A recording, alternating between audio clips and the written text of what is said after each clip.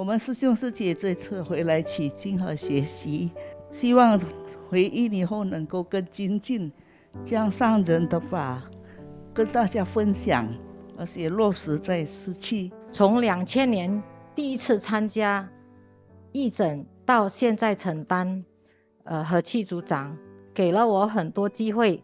学习面对人事物的问题。因为有上人的法，我学习了耐心、善解、包容、知足和感恩一切的好因缘。上人说，来了瓷器不是只有做好事，还要好好修行，学习做人。7年前我就勇敢把我的生意结束，希望下半生能专注做瓷器，好好的修行。当了12年的和气组长，我体会到做人要勇敢承担，除了走在最前，还要传承与放下，陪伴到最后。看到大家回来了，总是呢欢喜感恩，同时很安慰安心。安心的呢，实际的事业啦，很巩固的会连续做下去。看看印尼啦，发展的真快呀，把一个个的事业体4大事业，慈善、医疗、教育、人文都做得很好啊，真的是很感动。我心里都一直说，瓷器铺路了将近60年，印尼呢开始走入瓷器，承担瓷器，带入了社会，到现在30多年来，看啊，这种的亮度呢非常快速哦，因为有一群大企业家，有一群呢志同道合的菩萨。印尼资深菩萨很亲近，年轻的菩萨呢接引的也很不少，这就是瓷器的希望。那印尼呢很有福，有福造福在人间，这就是大家要共同这一心，用心用爱。当然我们要感恩啊，开始印尼接引印尼进来的那李摩成居士哦，那还有丽英，还有莫忘啊，当年的这几位啊，有一段时间呢，有生活环境比较差的时候，这一群人发心进去，那个时候有会结合啦，还有小孩子的蛔虫啦，那个时候这几位哦，他们呢用爱把药带到穷人的家去，想到了那个时候那一份的真诚用心，就这样开始步步踏实走过来。我最近会时常提起这一件事，是期待呢我们印尼的菩萨这要去回顾过去实际在印尼的历史的开始。看到龙年呐，也就会想到了黄老居士，黄义崇老居士，他呢又一回来了，看到他是很诚恳，也很淳朴。所以一场的谈话啦，问我说，如何才能呢？这种让人心和平啦，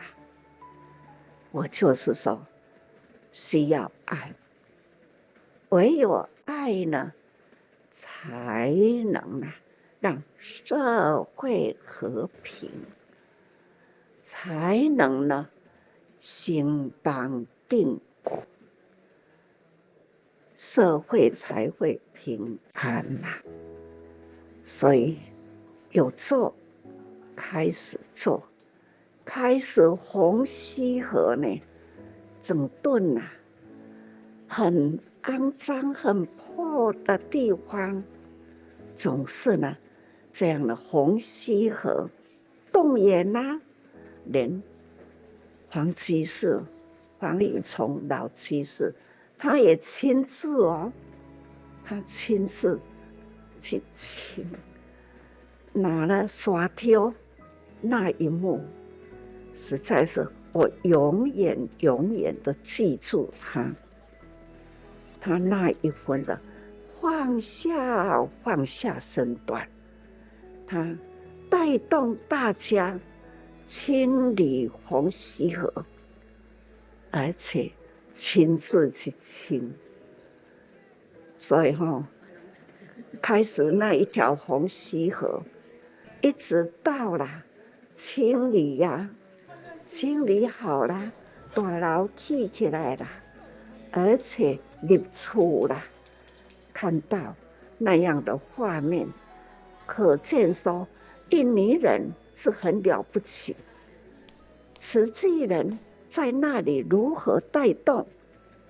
这都是呢做典范。人生的希望就是要有心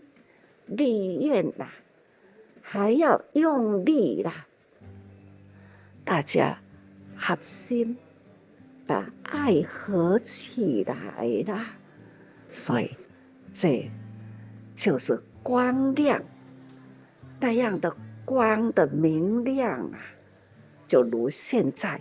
我看到的印尼都是很亮丽，那样的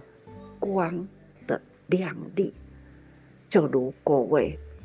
你们用心在社会家庭都没有忘掉了如何投入社会，回馈社会，社会好，家家都会好，经济呢很自然总是会提升。所以讲社会平安事业都兴旺事业就会有兴旺，就会有希望。所以各位，现在呢，你们都看到，而且呢，这是你们在这样的环境中的感受过来，所以好好的把这样的德爱的能量叫做定，这定呢就是爱的能量不断传承下去，发挥你们爱给人间，辛苦的人你们一定要爱他们，让他们生活中有希望，培养这教育，让孩子们都有书读，让能读书的孩子培养他，才能社会的事业才会更有希望。总而言之请各位菩萨名副其实的结有情，